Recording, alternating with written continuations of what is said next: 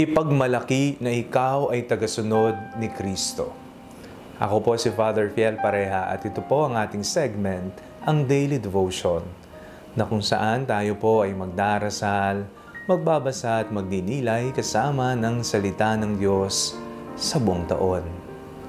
Manalangin tayo. Sa ngalan ng Ama, ng Anak at ng Espiritu Santo. Amen. Halina, banal na Espiritu, liwanagan mo ang aming puso at isip nang maunawaan at may sa buhay namin ang iyong salita. Amen.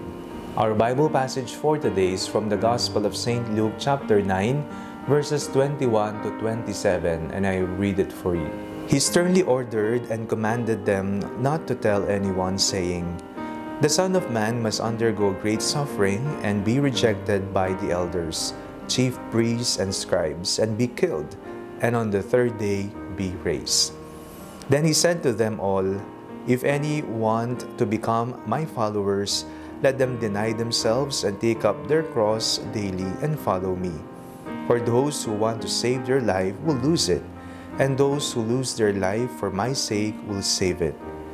What does it profit them if they gain the whole world but lose or forfeit themselves? Those who are ashamed of me and of my words, of them the Son of Man will be ashamed when he comes in his glory and the glory of the Father and of the holy angels. But truly I tell you, there are some standing here who will not taste death before they see the kingdom of God." Nauso po ngayon sa panahon natin ngayong makabagong teknolohiya at sa pag-usbong ng iba't ibang uri ng application kagaya po ng Facebook, YouTube, Instagram, Twitter or X or TikTok, ang tinatawag nating following.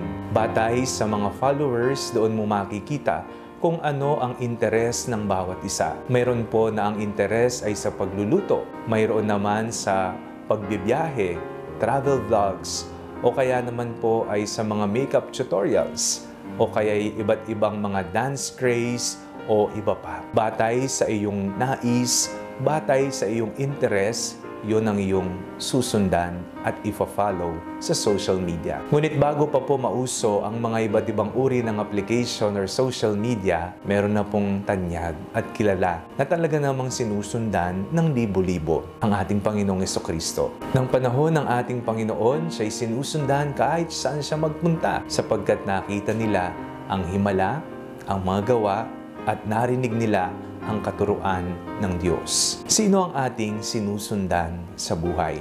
Tayo po ba ay hanggang social media na lamang o mas higit ang ating pagmamahal sa pagsunod sa ating Panginoon? Tingnan natin ang ating pagbasa ngayong araw na ito. "For those who are ashamed of me and of my words, of them the Son of Man will be ashamed when he comes in his glory and the glory of the Father and the holy angels." Pagdating po ba sa usaping salita ng Diyos o sa mga katuruan ni Jesus, tayo po ba'y nahihiya? Di ho ba meron pong ganyan na kung mag-antanda ng krus ay talaga namang ikinahihiya pa o kaya napakaliit na lamang ng antanda ng krus? O kaya naman po itinuturing na boring or KJ kapag ang usapin na po ay tungkol sa salita ng Diyos? Ganun po ba ang ating reaksyon? Ganun po ba ang ating ginagawa kapag ang pinag-uusapan na ay ang Panginoon?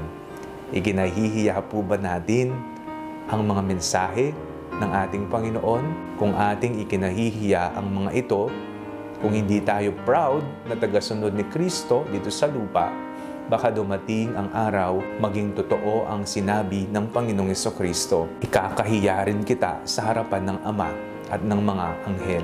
Nawa po ay maging totoo tayo sa ating pananampalataya. Maging proud tayo na tayo po yung mga tagasunod ni Kristo. At wag na wag nating ikahiya ang salitang nagbibigay buhay sa atin, ang salita ng Diyos. Manalangin tayo. Panginoong Jesucristo, patawad po sa mga panahon na nakikita namin boring or KJ ang iyong salita. At ikinahihiya namin na ipalaganap ang iyong walang hanggang pagmamahal at awa sa iba. Amen. Sa ngalan ng Ama, ng Anak at ng Espiritu Santo. Amen.